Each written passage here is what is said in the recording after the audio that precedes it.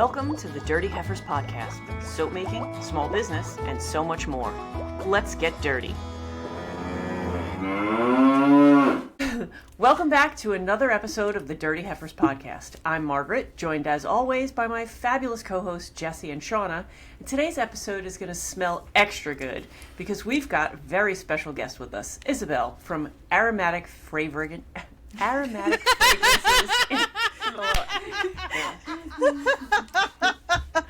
It's a tongue twister. It's a long one. Aromatic Fragrances International, or AFI for short. Mm-hmm. If you've ever wondered how fragrances are made, how they get duped, or what goes on behind the scenes of those magical little bottles we pour into our soaps and candles, you're in for a treat. And that's not all. Stick around because later on in the show, we're going to be announcing a brand new contest hosted by our friend July over at Winston and Walter Artisanal and judged by yours truly, the Dirty Heifers. You won't want to miss it, but before we jump in, y'all, you know what time it is. It is Lord. time for our word of the week. All right. So the word is... Seriously. All right. It is Olfactory. Jessie, you better know this one. Spoiler alert, I know this one, but when I've never seen it spelled out, okay? So when I first saw it, I'm sitting there going, you know, an all factory? What in the crap's an all factory? But Where you make the alls. So basically the L is silent, it's just olfactory, right? No, Yeah, it's well, olfactory. It's olfactory. I mean, it's not exactly silent. Maybe to you, because you guys, you know, down south like to leave letters off of words and things like that. But, And sometimes Adam, you know. Yeah. But yeah, it's your sense of smell. yes, it is your sense of smell. I like to pick words that are appropriate to the subject of the day. And sometimes she picks some boogers. I've seen some. I went back and prepared. I wanted to be ready for whatever word. I almost thought about having a dictionary just to cheat a little bit, but you threw me a softball with that one. Yes, so I did. I appreciate it. All right, so I got a softball too because apparently I didn't get to do anything. Yeah, well, I mean, I have a sentence. If you still want me to read your sentence. Yeah, let's see what Shauna done this time. Let's see. I have, Shauna swears her olfactory skills are so sharp that she can smell when the UPS truck is 3 blocks away, especially if it's carrying her fragrance oils. That Nice. UPS driver needs to wash your stank off then. Yeah. My USPS driver, she actually says every time I send out a box, she's like, my truck smells so good. When you're in All there. right. I've got, this week on the redneck word of the week, it's a redneck phrase of the week. Okay. So, and the redneck phrase of the week is keep it between the ditches. Oh. Okay. Well, I'm going to guess that it's keep it between the ditches. I have no idea what this means. I don't know. I'm down here in Georgia and I don't know. I would say don't drive it off the road. Well, when on the road, I put it in context, you'll get it, Isabele. So, let me think up a sentence to go with it. Hang on a minute. Because I legit just opened my phone and picked that out. This is how we prep. Margaret Yes. has this is lines and outlines, and we just want to show it. and we're sitting here scratching our heads. But as with everything in life, so long as you keep between the ditches, you're going to make it all right. Keeping it real? Like, Well, I close? guess I would Close. say as long as you're, you know, stay down the straight, run down the straight road, the roads, you know, Stay on track. Kinda stay on track. staying on track. Like staying on the straight and narrow, you know, keeping it between the ditches. All right, good, nice. There you go. I'm adding that to my lexicon because I have a lot of uses for that. All right, There you so She's gonna be running around AFI saying that. They're like, where did you get that? Should we call you? I see on your screen it says Izzie. You can do Isabelle. Izzie, You can Isabelle. do Izzie. Isabelle, I feel very formal. Either that, or I feel like I'm in trouble. Isabelle is like I'm in trouble, but at the same time, either are fine. Whatever is more comfortable. So then, like for our listeners who might be newer to the fragrance world, can you tell us who you are, about AFI, and give us a little introduction about yourself? All right. So Izzie, Isabelle, whatever y'all prefer. I've been working at AFI for almost 5 years now, but AFI has been around for over a decade. We've been making fragrances for here at AFI 12 years, but our owners and a lot of our perfumers have years of experience beyond that. Our perfumers have somewhat, 50 plus years of combined experience. So we exclusively make fragrance oils. We do it on a wholesale kind of scale. We can make batches anywhere from like 15 pounds to 500 pounds and up. So we also have essential oils, but the majority of our fragrances are a blend of natural and synthetic ingredients. A fragrance oil can contain anywhere from like 2 or 3 raw materials. That's like a fragrance ingredient, a raw material, or like quite literally dozens of raw materials. And obviously the more you put into a fragrance, the more complex it's going to smell. Like a lot of our perfume and cologne fragrances have line upon line upon line of raw material, some of them going down into like the half or quarter gram. You just need a tiny little bit of it, and we have very precise scales for that, versus other fragrances can be kept pretty simple. Super Cherry is one I know of. I love Super Cherry.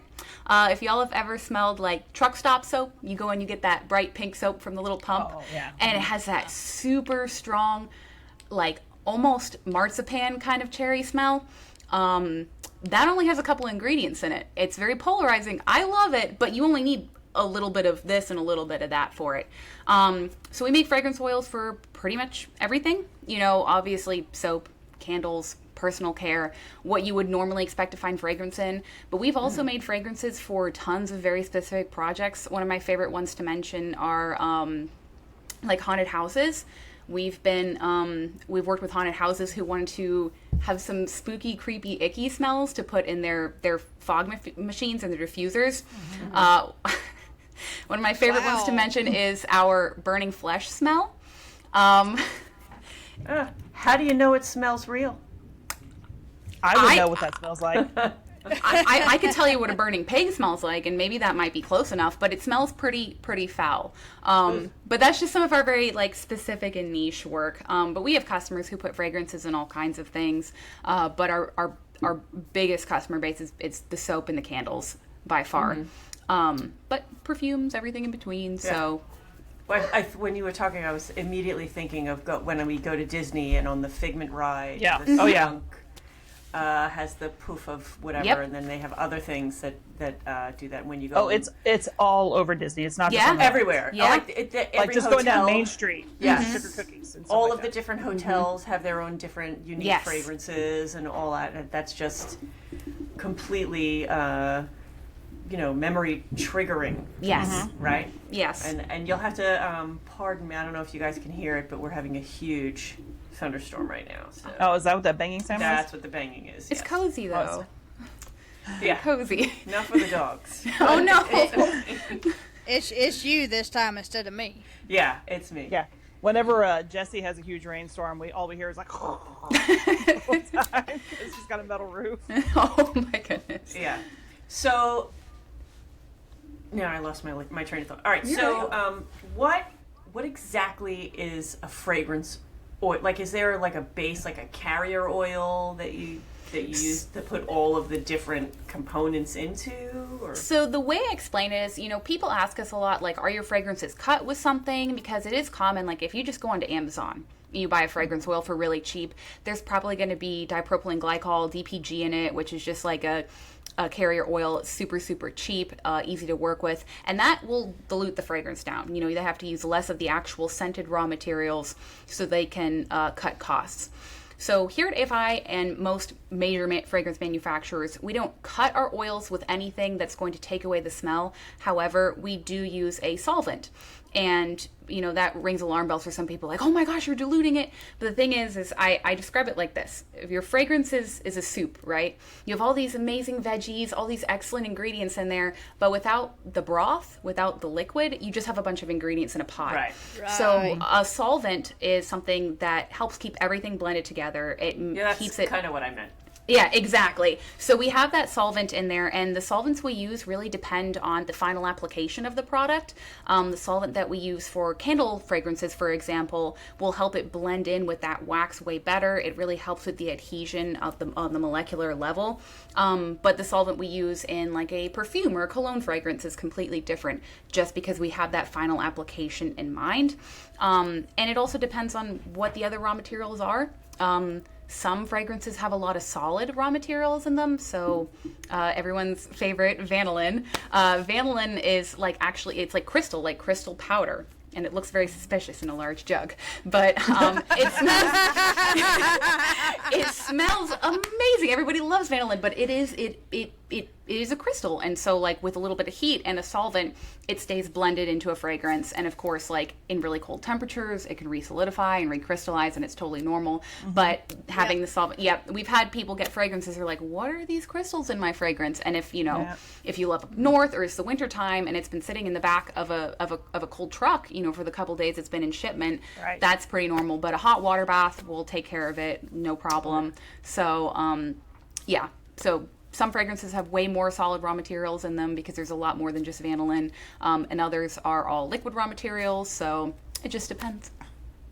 You know, slight tangent when you were talking about what the vanillin crystals look like. Mm-hmm. There was a time I was sick and I was going to work. I'm an anesthesiologist. I work in the hospital. And I was like, I could take just a bag of menthol crystals to work so I could like clear out my sinuses. Yes. But I was like, someone's going to think I have something suspicious in my work bag. So maybe they gonna think you were crystal Methodist.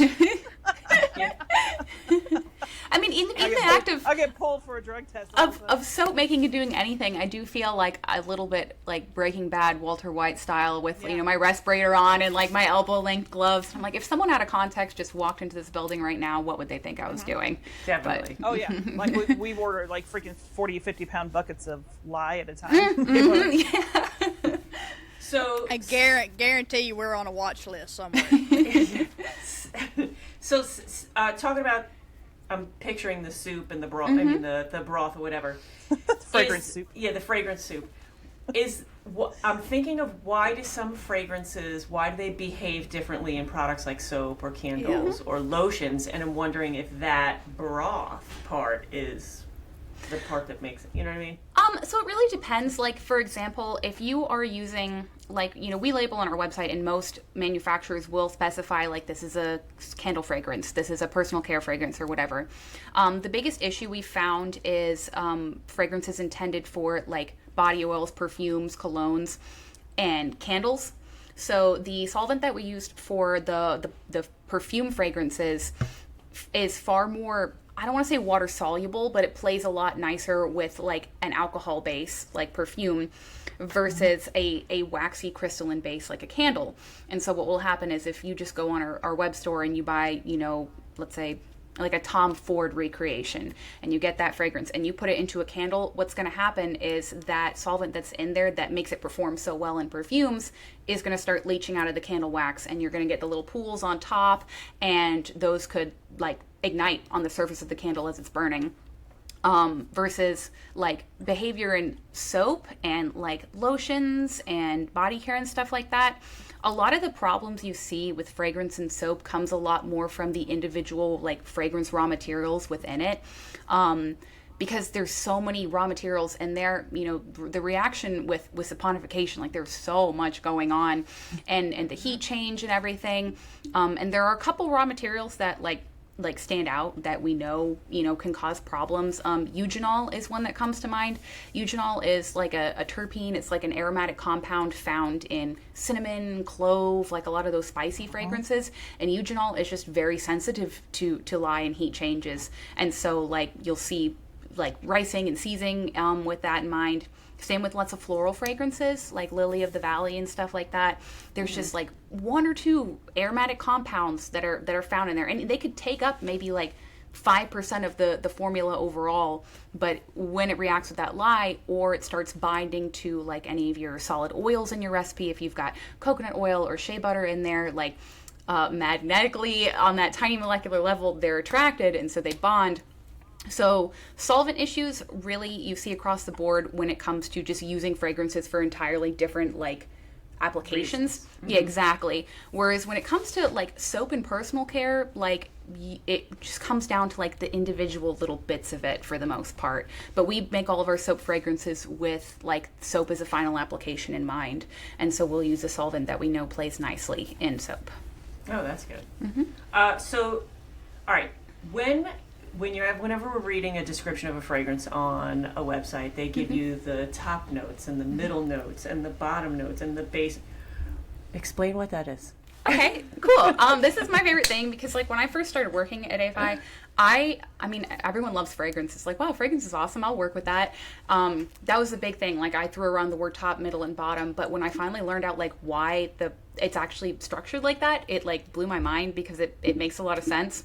So essentially, anything that makes up the top notes, like usually those like bright citrusy and herbal scents, those are the aromatic compounds in the fragrances that have the smallest molecules. And they evaporate the fastest because they're the smallest. So because they evaporate the fastest, they get to your nose first and you smell it first. So because they're tiny. And then any of the compounds that make up the middle notes, like they have a moderate evaporation rate. Whereas the base notes, your vanilla, your tonka, those are all very heavy molecules. They're bigger molecules, and so they move a lot slower through the air. They're the last to hit your nose, and they're the last to leave your skin. They're the last to leave your bar of soap, whatever it is. And so basically you're almost just looking at like a spread of how fast each individual molecule moves.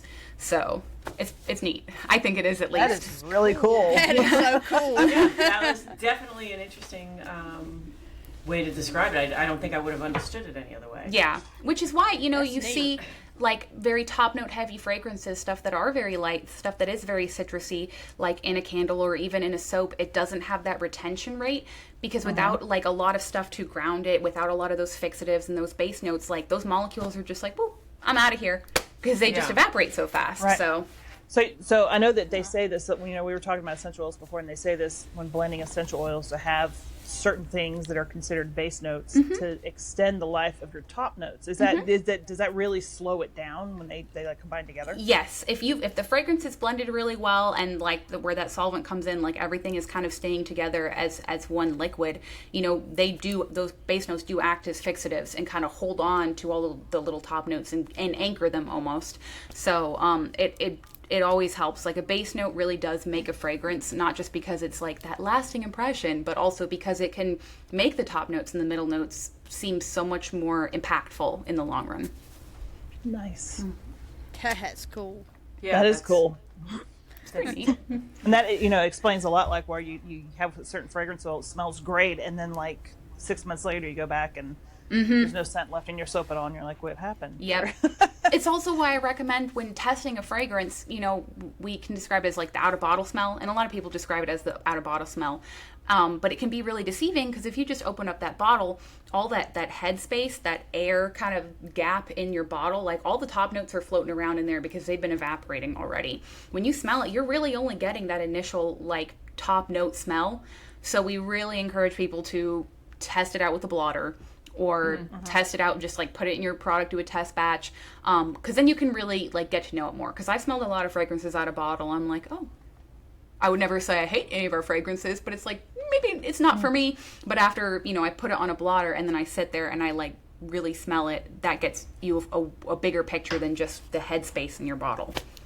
Yeah, That makes a lot of sense. Yeah, I just had I got the little test strip blotters, and we've been doing that because I heard somebody say, you know, there's the out of bottle smell, and then there's the like the 20-minute later smell. So we just got some test fragrances the other day. I don't remember where we got them from, but I smelled one out of bottle. I'm like, yeah, it's okay. And I came back to it like a half an hour later, and I'm like, I need to roll around in this fragrance because it is. I'm literally walking around with the strip, and I'm like, AJ, can you smell this? John can't smell, but I think we just made a bunch of candles. So But it was such a different, like, coming out of the bottle. I was like, yeah, that's all right. Yeah. Huh.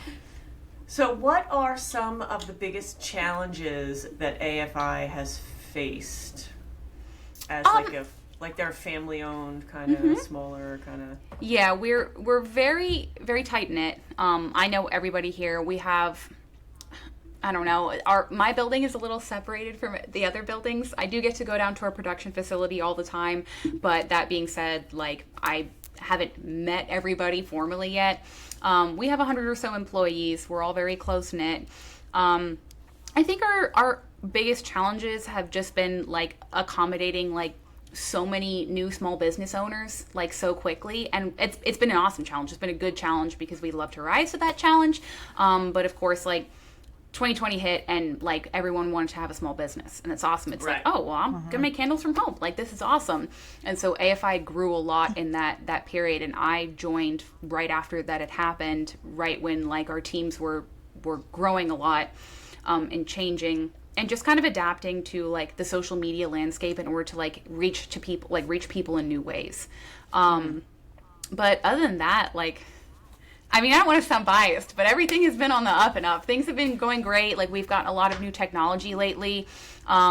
We have our compounding robots, and basically what those robots do is do the tiny pours in a fragrance. So, you know, if you have like a batch of fragrance and it's got, 15 different raw materials, and some of those are only like half a gram, our compounding robot will do the tiny little half-gram pours into your measuring cup, and then the compounders can just dump that in with the rest of all the larger pours. So if you've got like half a pound of this, half a pound of that, those tiny raw materials that are just in tiny little drop amounts, like, you get rid of any room for error with that. You don't have to worry about overpouring, because like if we overpour, like, we can't use it. We can't sit there and just pipe out what we've overpoured. So I don't know if that really answers your question. No, that's really interesting though. How about, because you said you came up like really in 2020, and that is when we started to have things like supply chain issues, and ingredient shortages, and how did you adapt to that, and is that still an issue now? Supply chain issues have been a thing for a hot minute. They got bad again when there were some fires, some disasters at some raw material supplier facilities. But like, our sales team really comes in handy there. Like, we have really great communication in our departments. So basically, production, anyone working in production or quality control will let us know, like, hey, we spoke with purchasing, we don't have this raw material. They'll talk to the sales team, and the sales team is all very knowledgeable about fragrance as well. So if someone from production comes over to them and says, we're out of this raw material, we can't make this, this, and this, the sales team can pretty like quickly get that information out to customers, especially if it's a fragrance that's on our bestsellers list, or it's something that we know a customer orders monthly and stuff like that. But the biggest thing we can do is just communicate. If we can't get our hands on something, then chances are no one can. So we rely on like the relationship that we have with our customers to let them know, and beyond that, like, our own knowledge of our fragrances to suggest alternatives. If this is the case, we also have this. And a big thing that we just implemented is our 24-hour turnaround ready to ship fragrances. So we have a list of 40 something fragrances that like are ready to go. Like, they're packaged, they're ready to go, and they're out the door 24 hours after you order them. And we selected that list based on like what we know performs the best and what are some of our best sellers. We've gotten great feedback on them over the years. So like, having that there as like a go-to, like, I just need these fragrances quick, boom. And it takes away some of the worries of, well, what if we have this raw material in back order? What if we can't get it in stock? Like, most of the fragrances that people buy are going to be ready to ship. So right. So what are some common misconceptions that you run into from makers about fragrance oils? And I think, this is kind of where you wanted to go before when you were saying. So I love this one. I mean, there's a lot, obviously the first thing that we get is fragrance oils are toxic, they're carcinogenic, they're dangerous. The thing is like, everything is dangerous if you use it wrong. Everything is dangerous if you use it wrong. So the biggest thing, I tell people to look into IFRA. International Fragrance Regulatory Association, like, you know, they work alongside researchers who dedicate their entire careers to researching all the individual raw materials that go into a fragrance. And we use those standards to create our fragrances, and then even from there, give customers and makers guidelines on how to use them. And so we've put a lot of resources out there on how to read an IFRA sheet, because IFRA sheets can be a little confusing to look at. You know, you have this big chart and you're like looking like, well, where is my product? But like, if you stay within your IFRA limits and you go through and you look at like how much you want to put in your soap, if you usually scent your soap at 6% and a fragrance has an IFRA limit for category 9 at like 10%, like, you're good. You know, the research has been done, and that has been backed by years and years of study. But the problem is like, a lot of people who already view fragrances as toxic or an allergen, like, even showing them that information is like a little bit difficult, because I understand that, like, if you use fragrance wrong, I'm not gonna lie, if you put fragrance directly on your skin, like, you could get a rash. You know, we have some fragrances that are like, you know, if you look at IFRA, you know, it's no limits down the line. Like, you could put that fragrance directly on your skin and be okay. But there are other things that have allergens in them, and a lot of the things that are the most allergy inducing or the most irritation inducing are actually the essential oils. Like, orange essential oil. Orange essential oil smells great, but like, you don't want to go in the sun after putting that on your body. It's very phototoxic, so like UV exposure will like cause a huge reaction on your skin if you have orange oil on your skin. Like I said, same with eugenol, found in like a lot of spicy things. Eugenol is it burns, it's spicy, you know? Linalool is a big one. You find it in lavender essential oil, and linalool is on the EU allergen list, and these are all natural things that come from the earth. Right. Another thing, just because it's natural does not mean it's not dangerous. Exactly. Arsenic. Anyway. Yeah, exactly. And I try to get that across in as a compassionate way. I try not to get too heated about it, because like, I understand, like, it can be scary, and if you go and you look at the IFRA sheet or you look at the EU allergen sheet and you see all these words like, well, I can't pronounce that. I'm like, well, that's okay. If you looked at the chemical composition of an apple, there would be a lot of words you could not pronounce, but it is still an apple. Exactly. The other thing, I like to let people know that, you know, fragrance oils, we can be very consistent with it. We can follow a formula every single time. Whereas essential oils, you know, if there was a drought one year and the lavender field was not doing so great, you know, the lavender oil you might get that year will smell a little bit different than the year after that. And so, like, fragrance oils, there is a level of consistency to them that we can keep our eye out on, and we can also limit any other inconsistencies. Yeah, other little bits of natural impurities that could be harmful. So, yeah. And just because a raw material that we put into a fragrance is synthetic doesn't mean that, like, it was bioengineered, grown in a lab, like some freakish thing. Yes. Like, yes. The way it's done, it's really just like one chemical reaction after another, and a lot of them are naturally derived. So they'll take a material that already exists in nature. They'll take an essential oil. They'll take a terpene that already exists, put it through a couple chemical reactions to change it a little bit, and then you get something completely new. And the creation of synthetics has allowed us to enjoy, like, musks, for example. Musk is it's a beautiful inclusion in a fragrance, but you know, it's nice that we don't have to utilize, you know, our furry friends, and we don't have to, you know, actually extract musk from animals anymore. So it's also more sustainable. I have to say, it's way more sustainable. You know, sandalwood, another one. Sandalwood smells beautiful, but sandalwood trees themselves are they're endangered, you know, because over harvesting. But we can create, you know, I did not know that. Yeah, sandalwood harvesting. That explains why sandalwood oil is so expensive. Exactly. I've looked into sandalwood essential oil. It is. Exactly. And it smells beautiful, but what we can do is create synthetic recreations of it. And I know to some people it'll never be the same, and I understand nothing compares to the natural, but at the end of the day, like, I don't want all the sandalwood trees to disappear. And if my sandalwood fragrance oil smells a little different than sandalwood essential oil, that is, like, I'm willing to take that. So that's an okay for you. Got it. Yeah. So, can you walk us through the process of creating a brand new fragrance from scratch? Like, where does it start? So that would start in our perfumery and R&D department. Our perfumers will use their decades of experience and like their kind of mental library. We also, of course, have our physical raw material library.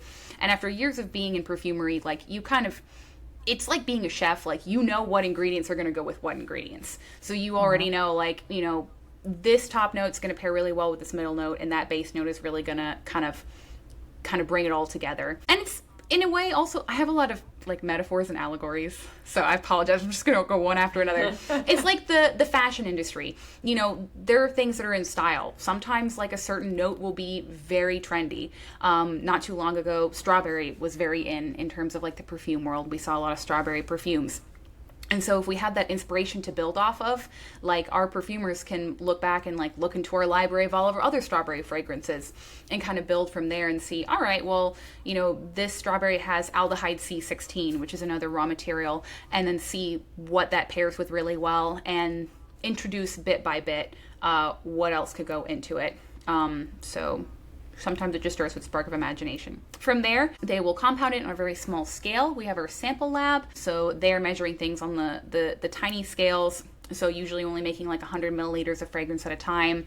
The perfumers will test it on blotting strips after it's been compounded, find out what's missing. They'll kind of compare and contrast to other, like if they made a brand new strawberry fragrance, they might compare it to like one of our best-selling strawberries and think like, well, what is this one missing in comparison to this one? And from there, they can make tiny tweaks. It also needs to go through like quality control testing. It needs to go through like if requirements. Like it's awesome if a fragrance smells great, but if you can only use it at 0.0001% any product type, what is the value in making that fragrance? Yep.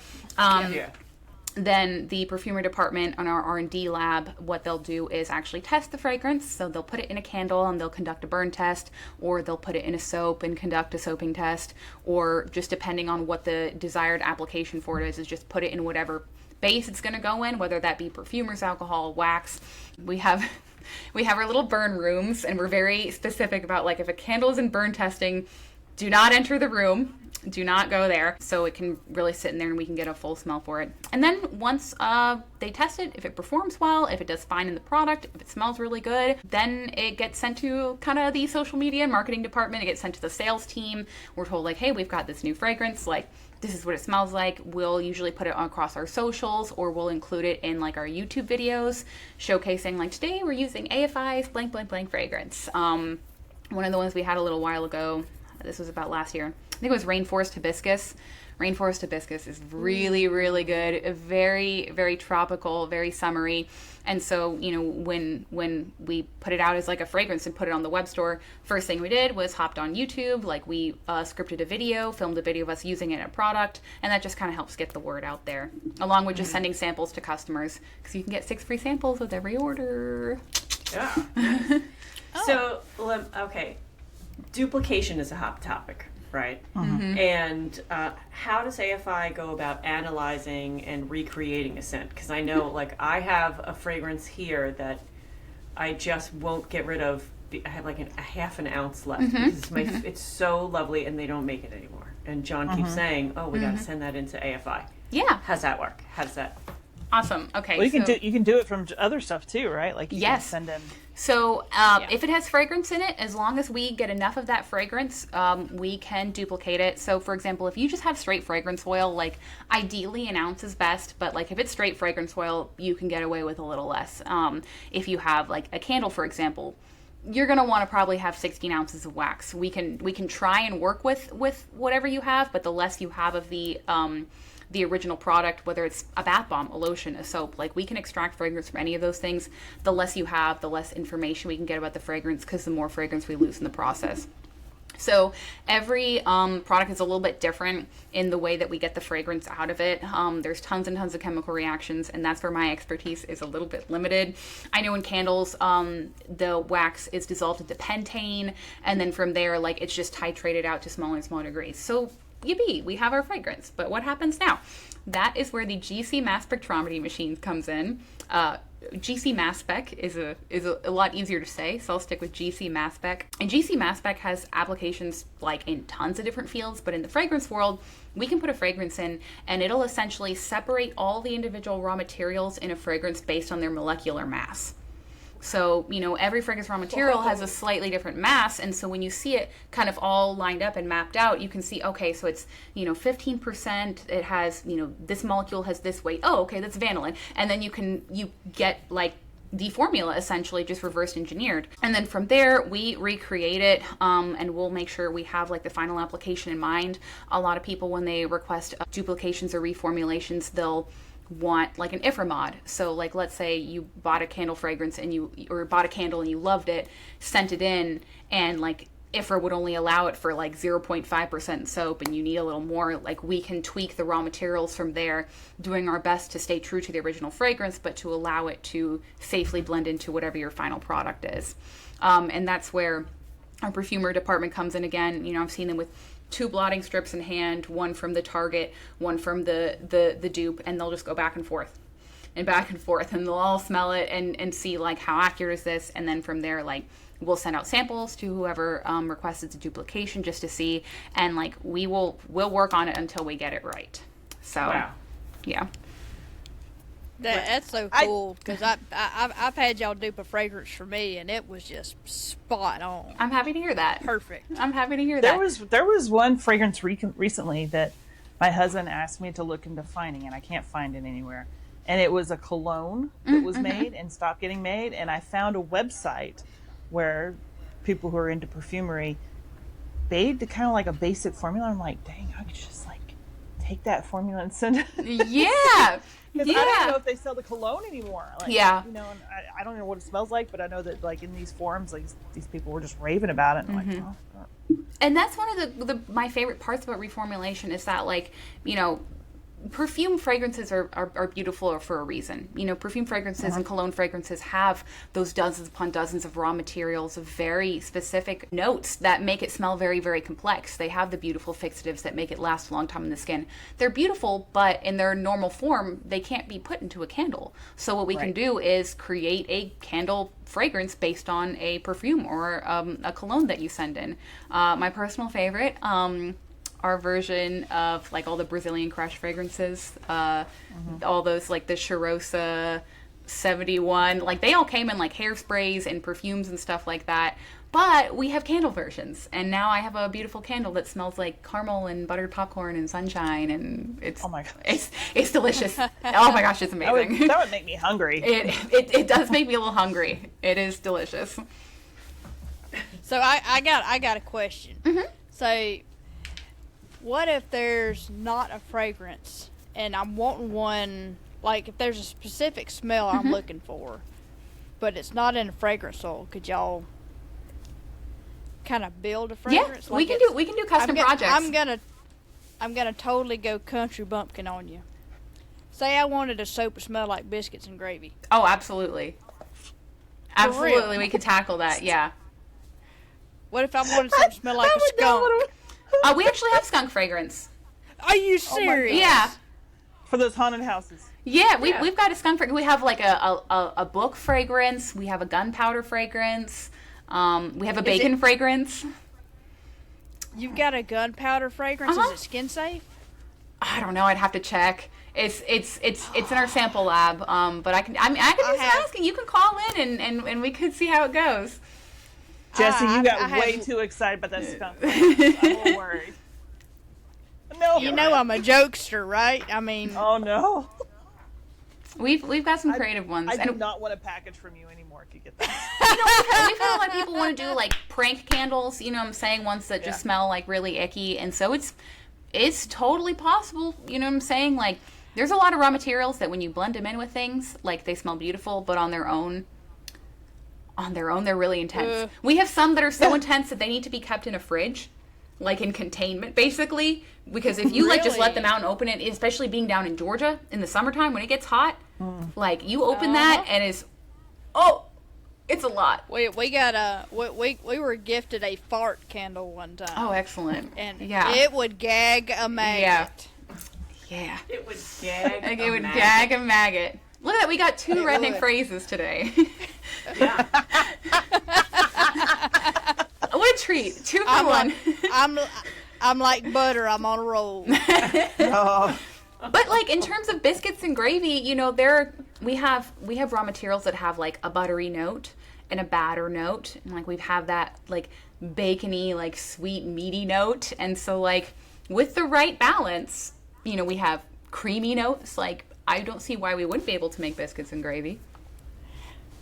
I mean, I'm Country Leather Soap Works. I think I need a biscuits and gravy scent. Mm-hmm. Look I at don't know that Margaret I up want to there. watch that. I don't think I want to watch that. But you know people would buy it. But maybe a candle. I would put it. I would bathe in gravy, so that might be Dang TMI, right. but I would. So I would use biscuit and gravy soap. All right. Well, on that note, what for small businesses, right, and for small business owners who are listening, what advice would you give when you're choosing fragrances for your product line? Not necessarily, you know, biscuits and gravy. Like you choose it like you want to be profitable. Don't be hating on biscuits and gravy. I definitely recommend, there's two ways you can go about it. I do always encourage people, like, start with stuff that you like. You know what I'm saying? Like, at the end of the day, like, especially if you're just getting your business started, like, you're not going to want to work with stuff that, like, you're not a fan of. You know, start with stuff that you like so you can test it and you can really enjoy testing it. You have fun making soap with it, and then you can use it, or you enjoy burning your own candles. And then from there, you can get feelers from your customers. You know, I know at markets, a lot of people say, look, do you have a patchouli soap? Because I love patchouli. That, like, right away, like, oh, cool, I'll make patchouli soap. And then, like, as you grow, like, the other direction to go in is stick with what works. You know, like, a lot of fragrance manufacturers' bestsellers are bestsellers for a reason. You know, and whether you choose to go with, like, the original name of the fragrance, or you, like, completely build, like, your own story around it. Because at the end of the day, a fragrance does tell a story. Pick something that's a bestseller, even if you're like, well, I don't know. Give it a try. And when it works beautifully and people smell it, like, you can build your own story from there. Okay. Our version of Volcano Capri Blue, for example, smells really good. It's beautiful. It's citrusy. It's very iconic. Like, a lot of people smell it and they don't know what Volcano Capri Blue is, but they, like, recognize it. So if you give it a story and you, like, this is my summer line, like, this is the tropical, this is the citrus, the fresh, the clean, like, just renaming it something that's relevant to your brand and your brand story says a million times more than just the fragrance itself. So just make the fragrances personal to you. Make them tell the story. And then you can branch out. But start with the basics. I've gotten really year before, and I'm like, I want to make soap with all my favorite fragrances because my sense of smell is the best. I love mine. But I have, if you couldn't tell, I have unique tastes. I have bizarre tastes, and that's not for everybody. So, like, I started making soap with all kinds of different, like, patchouli and hemp smells because that's what I like. And then I started giving it to friends and family, and they were like, good, but smells like you got this at a head shop. And, like, I understand. Like, I get it. So when I, like, went back to the drawing board, I was like, you know what? I'm just going to try our version of Narcissist, which is one of our best-selling fragrances. I use that one. It's a good one. It's a good one. Ma'am. And I love it because it's good. like, it's hard to really place your finger on it. It's a little musky. It's a little fruity. When I use that one, people are like, oh my God, like, this is it. This is it, Izzie. Why didn't you put this in the first place? And I was like, well, maybe it's not my personal favorite, but it works. No. And it's one of our best sellers for a reason, which is boring advice, And it goes either way. It's not masculine. It's not feminine. I mean, it's a neutral. It soaks beautifully, too.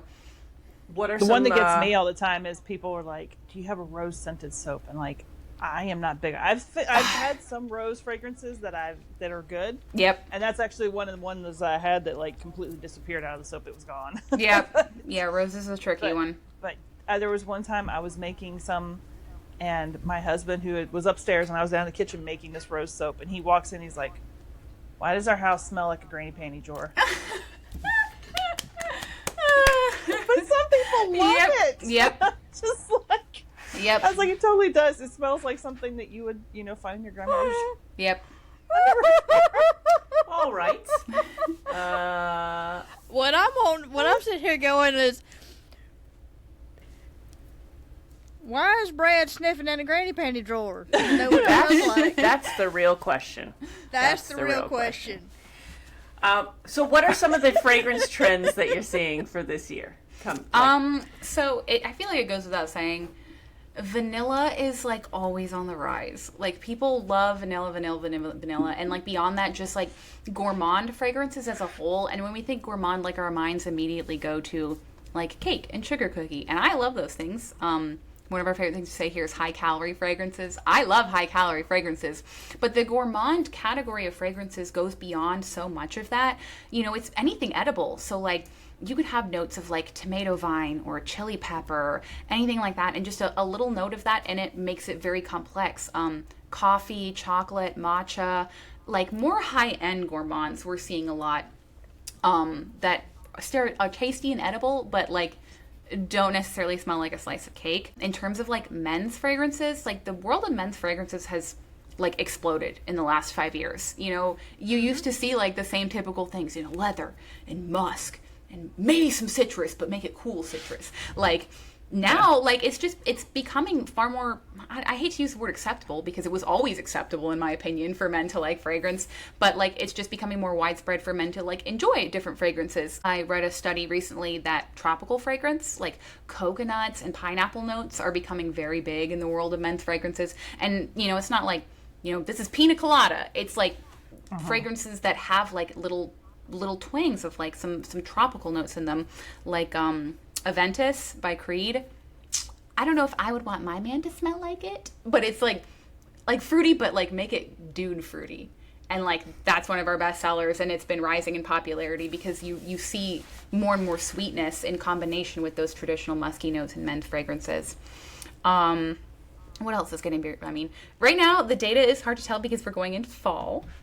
And going into fall, we have pumpkin everywhere. And all that Eugenol stuff. yeah, exactly. All the spice. And the spice. This time of year, it gets so tricky because, like, I love pumpkin smells. I love fall fragrances, but they all have vanillin in them. And soaps are going to turn brown, and then you know everything's brown. So like pumpkin is just is growing a lot this year, but just like unique takes on pumpkin. You know, pumpkin pie and pumpkin spice latte are great, but to add more of that gourmand in there, like notes of like marshmallow and mostly chocolate, bourbon pumpkin, donuts, those like kind of liquory like adult notes to make it less like sweet and cute and girly, like to ground it a little bit, or amber. So that's what I have seen lately. But if you want to keep up with all those trends on our social media, we try and post like pretty regular posts on our Instagram, posts on our Facebook and LinkedIn, like what are we seeing? Every couple months I'll do like a little trend report based on like news in the fragrance industry, whether it's like what is trending like fragrance note wise, or like, you know, what fragrances are winning awards right now. I just did a post on like the Fragrance Foundation's home care collection award winner. So the winner for this year's like best like home care collection fragrance was Nest New York's, I think it was like citrus and yuzu or something like that. Ooh. Yeah, it's very fresh, very clean smelling. It's polarizing a little bit. On one end you see gourmands going crazy, on the other end you see people just loving that fresh and clean. And like it's kind of hard to pin down like, well, this is what's selling right now, this is what's hot, because it does come down to like where you live. It does come down to your target market. It comes down to so many individual things.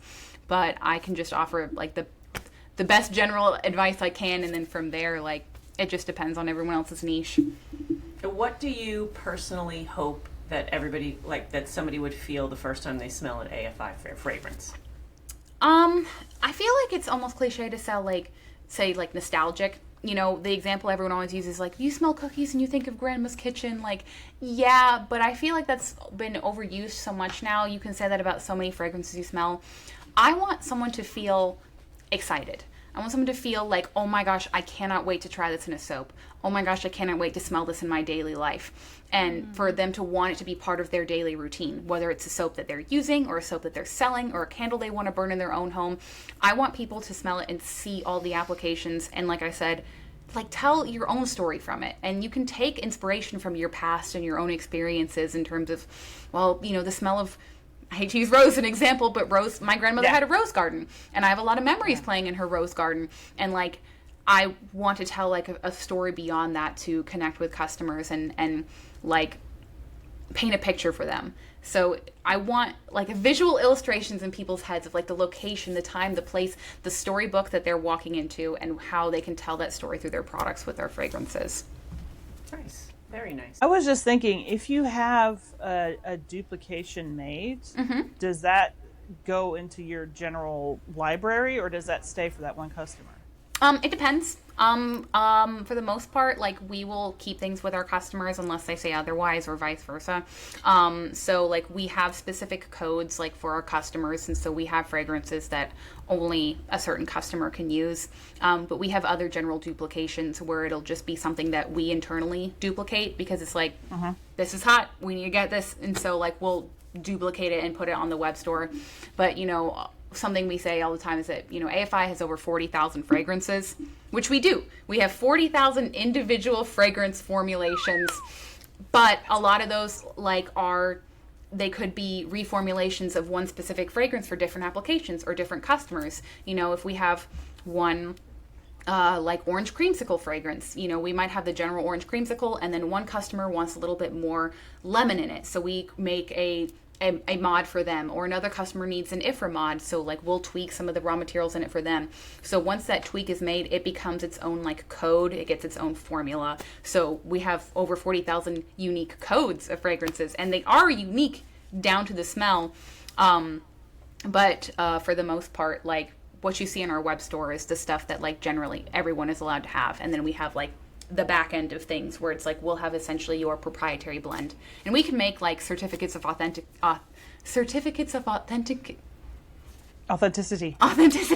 Thank you. Thank you. I don't know. I was having such a hard time with that, but we can make those certificates for customers to let them know, like, this is yours. You received the authentic fragrance, such and such. So, Nice. Very good. So, all right, we have a quick, like, I have like 8 this or that, or should we talk about the contest? We can do the contest and then this or that. Yeah, that's what I was thinking. Yeah. Okay, so all right, y'all. It is time for some exciting news. I'm going to read this here. Our friend July over at Winston and Walter Artisanal is hosting a brand new contest. And guess who gets to be the judges? Yep, us heifers, right? Here's what's going to happen. The contest, you are going to make a soap that is inspired by a triangle. Use your imagination, do it any way that you want, and then you will you're going to create your soap masterpiece, and then you're going to take a good, clear, non-photoshopped picture of it and share it on July's website, which is winstonandwalter.ca. She'll have a form up there, and you'll be able to put in your name, your business name, or if you want, I don't know, whatever's on the form, and then you'll be able to upload the picture. The judging is the Dirty Heifers Podcast. We will judge for creativity, execution, and presentation, and winners will be announced on the podcast. We are going to have a live podcast on October 9th at 7 p.m. Eastern. So you can register for the contest on July's website, submit your entries by October 2nd, and the winners will be announced, because there will be one grand prize winner, and the grand prize will be, she says beginner and advanced, I'm not really sure. You get Winston and Walter Emma half triangle mold. And there will be 2 runner-ups, and they will get a Winston and Walter gift card for $25 or $50 Canadian. That's what it says there. And this is open worldwide. Open worldwide. There are no shipping restrictions, according to July. And you can share your photos with either the Dirty Heifers. You can share them on our socials, but also give it a hashtag Triangle Triumph Contest and tag Winston and Walter and the Dirty Heifers to be featured in our stories. Good? I feel like we can clarify more later if we need to. Yeah, I will clarify more, and I will put up some pictures for inspiration as well. Because you had a triangle. So I did a triangle one. I know somebody else did a triangle one where they did, like, they put a triangle in a regular bar of soap and then they piped on top of it and made it scored it to look like an ice cream cone. So, like, there's just a million things you can do with that, right? So, all right, I have yes, good luck to everybody. I have a quick fire this or that. Where I'm just going to put out two things and you're going to tell me which one you prefer. You can tell me why, or you can tell me nothing, right? First one, floral or fruity? Fruity. All the way. Fruity. Fruity. Fruity. Gourmand or fresh? Fresh. Gourmand. Fresh for me. Gourmand. High calorie all day. High calorie all day. I am a fresh person as well. That's fair. Seasonal scents or year-round bestsellers? Year-round bestsellers. Yes, year round. I don't know. My perspective is different. I just from like a social media marketing perspective, I love the seasonal scents because it gives us opportunity to do something like new and fun design wise. Right. I like making crazy weird designs for the season. Yeah, I feel like the same thing. Like the seasonal ones, I get more creative with, and are easier to market. Whereas year-round ones are just meh, whatever. Subtle and soft or bold and strong?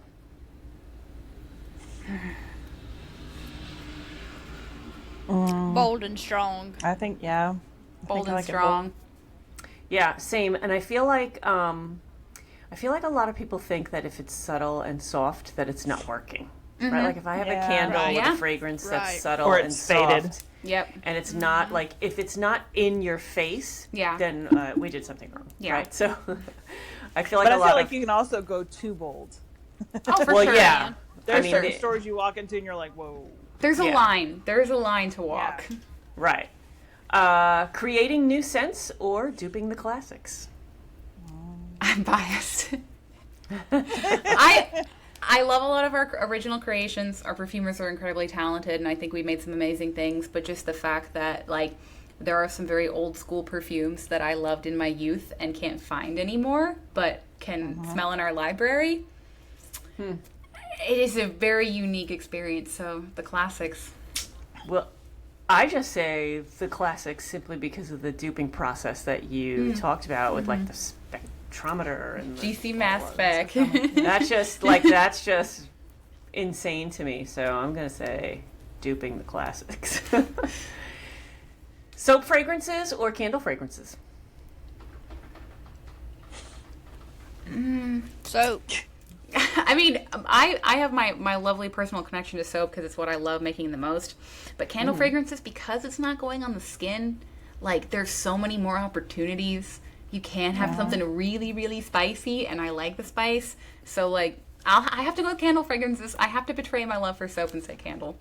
Yeah, I feel like, you know, we're making some making candles downstairs right now, and it's just stuff that we would never put in soap, like the cinnamons and all that kind of stuff. We'd never put that in soap simply because you shouldn't.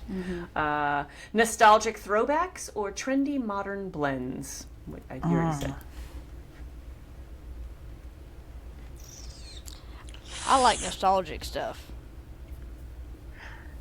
Oh, it's hard. I like nostalgic too, but I like new stuff. I like something that's different.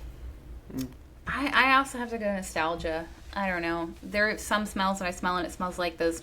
It's so specific. Like those strawberry shortcake dolls with the brushable hair, and they smelled like strawberry. We have a strawberry fragrance that smells just like that. It makes my heart. Yeah. Oh my gosh! And that emotion is unmatched.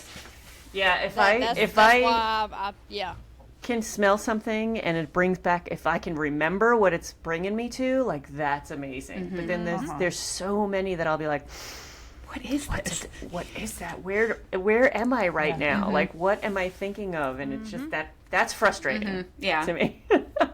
But I still go for the nostalgic over the modern and trendy anyway. But we can do so many new things every year. New fragrance raw materials come out, and like, it's like, wow, this is incredible. Like, I never thought like we could create a smell like this. So I don't know. I'm also torn. It's hard. These are hard. This or that.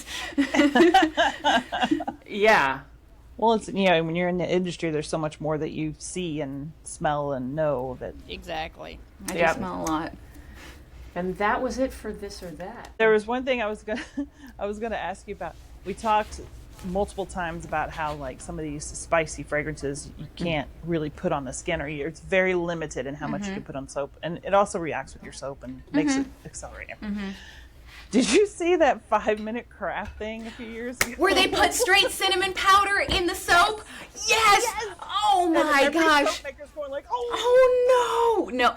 That is, we were talking about pet peeves and everything earlier. Like, there was a while where, like, you know, 5-minute crafts and all these, like, life hack channels were doing melt and pour soap and just, like, putting whatever in it and, like, oh, and not just that, they were like fragrance you got from the craft store that was meant for, like, potpourri or something. And they're just dumping it. Yeah, they're just dumping it out. Yeah. And it's like, oh, somebody's gonna get a rash from that. Yep. I love IFRA. IFRA is, they protect me. They keep me safe. Yes. I love them so much, and I spread their joy to everybody I know, because IFRA sheets should be and are easy to find anywhere you go. If a fragrance manufacturer is reputable.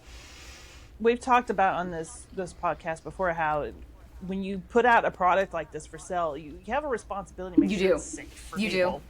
Right? You know, people have that trust in you. You have to make sure it's safe. So don't go putting a bunch of cinnamon in your soap. Yeah. Yeah. That's not smart. It'll smell good. It won't feel good. No, not at all. No. No. Nope. Not at all. Yep. All right, that is a wrap on today's episode. Huge thank you to Isabele from AFI for joining us and pulling back the curtain of the world of fragrance creation and duplication. We loved learning more about how these scents come to life and the work that goes into keeping them safe and unique. And don't forget, the contest from July at Winston and Walter is running now. Get your entries in. And as always, be sure to like, follow, share, and drop us a comment. We love hearing from y'all. Stay dirty, heifers. Thank y'all.